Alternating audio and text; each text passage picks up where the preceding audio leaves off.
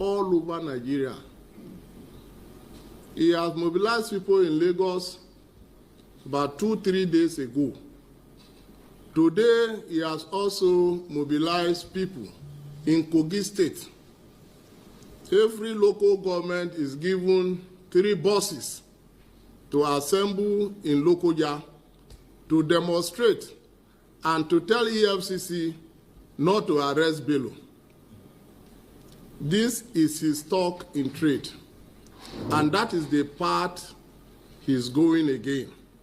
He believes that he's above the law and that there is no institution in Nigeria that can question him about his 8 years in Kogi State. And I believe that the law of Nigeria is being put to test by his confrontation, and will continue to watch as the events unfolds. The forum further noted that the disgraceful actions of Nigeria police officers are tied to Alhaji Yeye Bello by forcefully preventing the EFCC from performing her lawful duties and draw the attention of Inspector General of Police to our various press releases concerning the activities of Kogi State Commissioner of Police, Mr. Bertrand Onoha, who has subjugated law and order in the state to the whims and caprices of Yeye Bello. It is now glaring that he has reduced the state police command to the private army of Yeye Bello. We commend the Inspector General of Police, the IGP, for proactive reaction to the unethical conduct of Bello's security aides. We implore him to carry the same disciplinary measure on the CP of Kogi State, that is Bertrand Onoha, who has been at the root of misconduct of policemen in Kogi State. Nigerians may not have come to the end of unethical conduct of policemen in Kogi State as long as Bertrand Onoha remains the CP of Kogi State. You will recall that this same Bertrand Onoha took along policemen, thugs, and other security agencies to Wanyigba prior the election, attacked the home of our campaign director, killed 2 policemen and 2 civilians, and labeled them as terrorists. Unknown to him, he didn't understand that the people he has killed are policemen that he himself has attacked to the director of campaign. So he has admitted openly that he committed murder. Committed murder because these people were there lawfully on duty and they were killed. Since then, we have been appealing to the Inspector General of Police to do something concerning Bertrand Onoha, yet nothing has been. Onoha is said to be the Yeye Bello's wingman. And Yeye Bello is more dangerous than what so many of you even know. I do know that too. Or how many of you have forgotten that Yeye Bello he actually took an excavator and he dug a big hole on about 3 roads that leads to the senatorial district of his political opponents on the day of election, so that the election material won't get there before they announce results. Yeye Bello is the Mr. Tatata, at least I witnessed on video on Yeye Bello's election, where more than 4 people were killed. For Yeye Bello's election, I have seen where in the same Yeye Bello's election, I have seen where they have shot people during election, during election time, where they were stealing the ballot box. So he's a very violent person, very, very violent person. But he happened to be the governor. Yeti Coin I'm coming back to you. But let's hear the other part of this, okay? By public officers and his doggedness in maintaining the sanctity of law and order, irrespective of who is involved.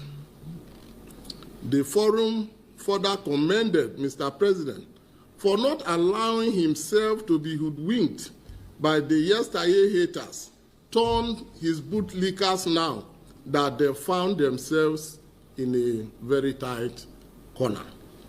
As a man of many parts, Mr. President has proven that he has a memory of an elephant. The forum noted the disgraceful, shameful, and illegal manner Governor Ododo of Kogi State smuggled Yeye Bello from the Benghazi street home, thereby obstructing the course of justice, since the service to his master is more important to him than the oath of office he has taken. The forum invites Nigerians, and indeed the whole world, to note the reason why former Governor Yeye Bello had to criminally pre-fill the INEC result sheets and commit heinous electoral malfeasance in favor of Ododo to be declared winner of the state governorship election held on 11th November 2023. You see, there is nothing wrong having a successor, but there is everything wrong having an unfit successor. Having a successor is not for the purpose of coming to cover your evil works or your embezzlement. It is to improve on what a governor that is living has done. But in the case of Kogi State, the purpose is to cover. And the acts of the Governor Ododo, since he came in, is very, very glaring. His purpose is to cover the embezzled money of Kogi people, and that cannot be taken by Kogi people. That since Ododo was sworn in as governor of the state, despite the outcry of decent Kogais, he abandoned the Kogi State government house for Yeye Bello to maintain his full complementary staff. All the people he had as governor are still with him and are working for him. Retain his office. He still goes to his office as if he is the sitting governor. He still remains in his official residence, where we call Presidential Lodge. That's where he stays, and that is where he is still staying. So if this is allowed to be, what do you call it? Is this not a third tenure? So these are the things he continues to do. He puts the law and the Constitution of Nigeria to test all the time, finding new ways to manipulate the law. And I'm sure this time around, it will not work. It will certainly not work. He will not have his third tenure as he has planned by himself. The people of Kogi State and Nigerians and those who are protecting the Constitution of the Federal Republic of Nigeria will not permit this to happen.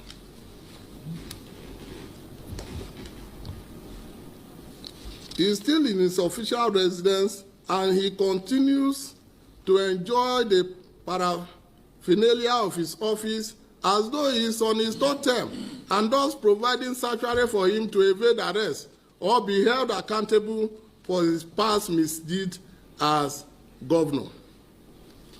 The forum further drew the attention of INEC to the case of double registration brought against Yeye Bello, of which INEC confirmed same to be true, but could not prosecute him because of the immunity he enjoyed as governor that time, but promised to prosecute him in accordance with the extant law at the end of his tenure. That the INEC should commence the prosecution against former Governor Bello without further delay as deterrent to other lawless and desperate politicians. As you know, it is not permitted for anyone to register twice or more than one time in an election or in the process of voting. But I was an eyewitness to the double registration. If you look at the pictures as presented that time, it is the office of the governor of Kogi State. I was the city deputy governor. And I cautioned them that this registration is going to be a problem. The then law officer of the state advised him that it doesn't mean anything. I said, it means so much. But today, we are face to face with it. I am a living witness to that double registration, and at the right time, we'll do the needful. The forum further drew, the forum further noted the continuous emasculation of the state judiciary and legislation in the power structure of the state. The state judiciary has surrendered itself to the state government, hence becoming an avenue for the procurement of frivolous injunctions to further frustrate the fight against corruption that crippled the judiciary itself. The state 70 years old man. That's the deputy governor to Yeye Bello. They were together, I think, for the 8 years. So the old man is like, a lot of you have no clue who Yeye Bello is. In fact, Yeye Bello is still seeing himself as the governor of Kogi. He believes he's worked the whole thing out, Ododo and the rest, you know. But that guy is like, no, you guys, if you are looking for Yeye Bello, you should be looking for so and so as well. Because that guy is extra. But let's go to another one before the night finally runs out. Kadobi, Oduduwa Emefiole. What is going on with naira? Kilo to she naira? What happened to the dollars that they are using to defend the naira? Should it finish, Because me, I just thought that maybe it's just one single slip. That okay, or maybe by the time and then Kadobi, Yemi Kadoso, Oduduwa Emefiole, that maybe when they land in Nigeria 3 days ago, they will go and pump in some more money. So they did. They pumped in some money 3 days ago. They gave some money to the Bureau de changes so that they could possibly still manage to control and reduce the Nigeria where they drowned. But it didn't work. Yesterday I said, if I want to send $1 million naira, how much is $1 million naira? I called the person where they helped me send money to Nigeria. And the person came back and said, well, that's going to be, listen, he said that's going to be 695 pounds. Okay, how much is 800? 800 is going to be 588 pounds. Okay, send 800. Oh, sorry, we couldn't send it. There was some problem today. Can we do it tomorrow? Sure, do it tomorrow. That will be today. So they send it. And guess what? Between yesterday and today, I don't save 50 pounds, 55 pounds. So from 595 pounds for 800K, today, if I sent it yesterday, I would have given this this person 600 pounds. But I did it today and I saved myself 55 pounds because I had to pay 545 pounds, less than 550 pounds. So I saved 55 pounds. I just quickly went straight to the, what do you call it? I just went straight to the filling station. I just filled my tank, full tank, 45 pounds. I still get change. Kadobi kilo happen. Who are we going to have to blame now? Binance, abi? Financing. I told you. Voodoo Economy. is not an economy, it's an imagination. Voodoo economy. Artificial buying back or defending the naira is the most stupid thing ever. But because it is a country, it is not a business. They know that every loss that Nigeria suffers, they can put it on you or even borrow money to cover it and then, shift it ahead again. So now we don't know what is going on. We don't know. A pound is now 1,700 naira. It was 1,450 naira 2 days ago. Kilo happen, Emefiame. What is going on, Kadobi? We know what is going on. They will need to empty every penny inside your foreign reserve. If they want to keep your naira under 2,000. If you don't want it naira to go to 2,500, 4,000 naira to $1, they better start looking for more dollars now to buy back. I told you, you cannot defend the naira when you have no electricity. You cannot say the naira is recovering when it is not that you have improved in your production in your country. It is not because you have increased your exports. You have not increased anything, but they said Nigeria naira is recovering. Naira is fighting back. Fighting with Guinea? With free dollar from where? There is no free food anywhere, not even in Freetown. If you find anything anywhere and they say it's free, but there's nothing free in this world, somebody is paying for it. Look very well. You may find the person that is paying for it. Hey, come and take this cup. I'm sharing this. Oh, where did you get this cup? Oh, I got it free. No, it's not free. Somebody paid for it. You just never have to bother yourself about who paid, or you have the cup. They are using dollars to defend Nigeria naira. They are selling dollars at a highly subsidized rate to the Burundi changes. And then maybe the enemy. You, this Mayego, you are the enemy of Nigeria. Why are you not happy? Nigeria naira is now gaining strength. This Mayego is not talking again. Are you mad? Yes, you are. Because I was talking to remind you that say this is what I present to you makes sense to you economically. To say that your currency is becoming stronger. When your national grid, electricity is collapsing. Dakudaji, epileptic. What kind of economic is this? You get power, you get road, you get security, you get anything. But suddenly your naira is fighting back. Your naira is gaining strength. And you come around like that.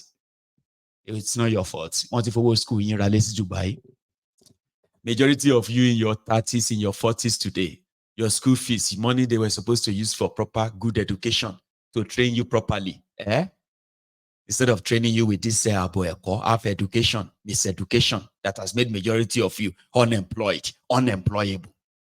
They've used your money to go and buy houses in Dubai, to go and buy houses in this or that. And that is why a lot of you can always believe in voodoo economy. Voodoo economy, artificial.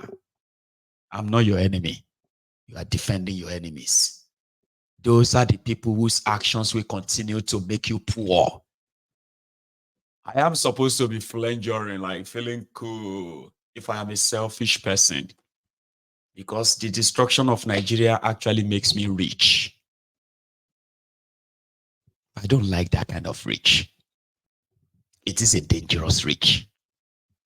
Okay? Yeah, the destruction of Nigeria makes me rich. And I could capitalize on it and become very rich. But I don't like that kind of rich.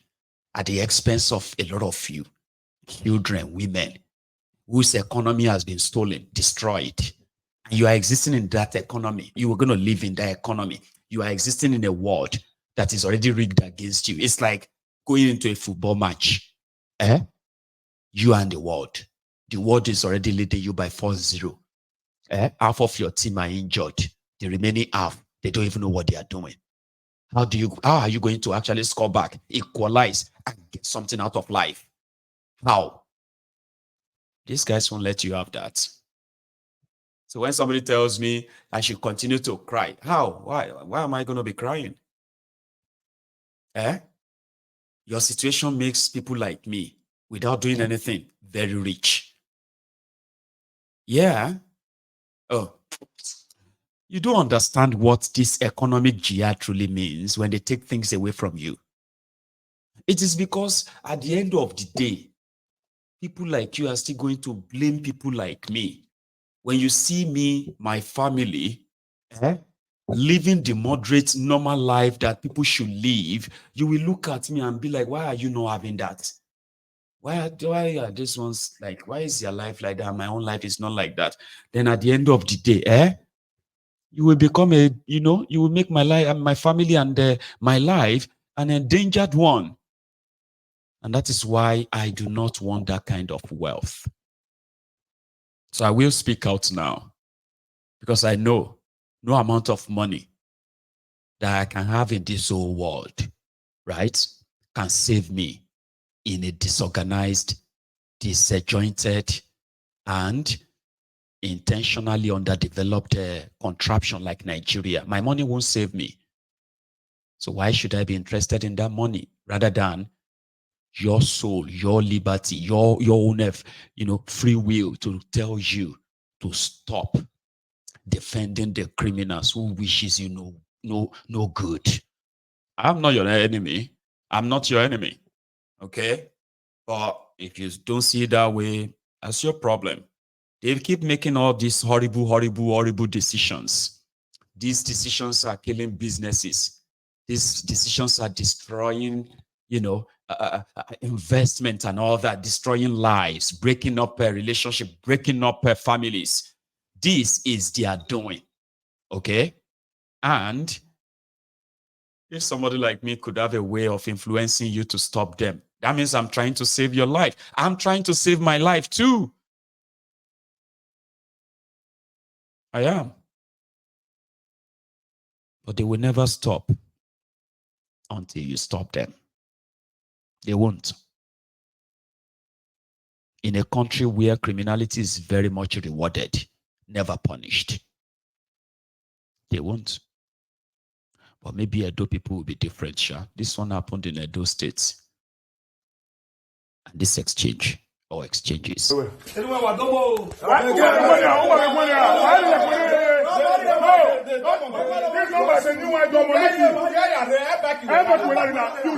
at the road. You come here now. They beat her with and you this is the person, this is the councillor that deceive us. This is your cover.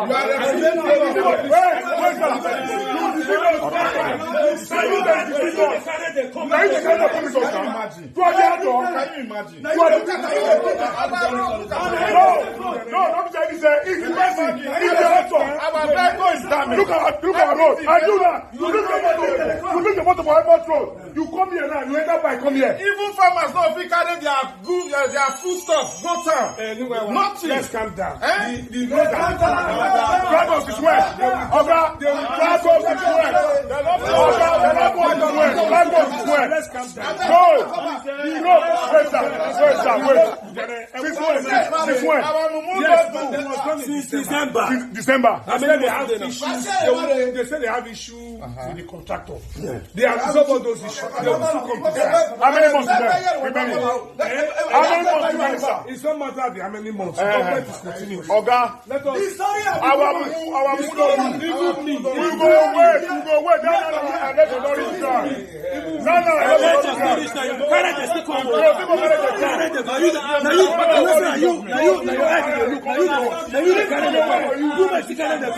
We want for you. No problem. We don't quarrel. Meeting on another meeting. Let's send the message now, please. Represent us where? It's not representing us. It's representing their I'm doing my best. I'm a councillor. I'm not the state government. You are not representing us. But I'm only assuring all of us want you to represent Oyekogba. But they're not doing that. You're going to be constructed. How long? Since when? When? We'll pass the message. I will keep passing the message. Please do. If I'm not representing you, I will not come to the meeting. With the possible shortest time, I need this road to be constructed. Don't worry, you get message.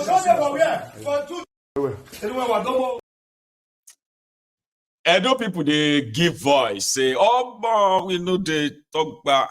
Don't come here again. Wait till your boss seki. I swear words and all of that stuff, okay? Now, that's people trying to say You failed us, so you shouldn't come back here and ask for our votes. Interesting if they can stand that, because that's why it is like in Edo State right now. Excuse me. So that's why it is in Edo State right now, where people are being told to not blame Obaseki too much. Let his economic advisor or what have you be your next governor. Then he will continue from where Obaseki is going to stop. Papa, it's been a long time I've been to Edo State. Like, I mean, I've not been to Edo State for the past, let's say, maybe about 15, or sorry, about 20 years I've not been in that place. Well, before then, I've kind of have a way. I've been to Edo.